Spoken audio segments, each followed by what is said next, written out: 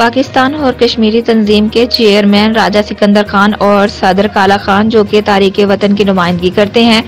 اور معروف think tank global پاک کشمیر سپریم کونسل نے مشترکہ طور پر جموں کشمیر کی خصوصی حیثیت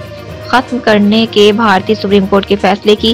شدید الفاظ میں مذمت کی، جو کہ ابتدا میں فاشسٹ ہندوستان کے وزیر اعظم نریندر مودی کی حکومت نے 2019 میں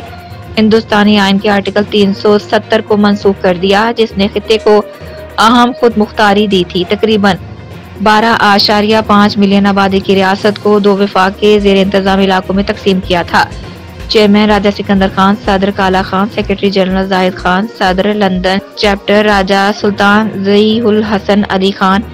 نیز صدر AJ کے چیپٹر سید شبیر احمد اور گلوبل پاک کشمیر سپریم کونسل کے عہدیداران نے بھارتی سپریم کورٹ کے فیصلے پر شدید مایوسی کا اظہار کیا۔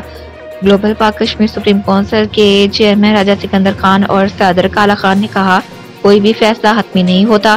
چاہے وہ سپریم کورٹ کا ہی کیوں نہ ہو۔ انہوں نے مزید کہا کہ یہ ایک ایسی سیاسی لڑائی ہے جو گزشتہ کئی دہائیوں سے جاری ہے، اور ہمارے کشمیری لوگوں نے اپنی جدوجہد آزادی کے حصول کے لیے عظیم قربانیاں دی ہیں،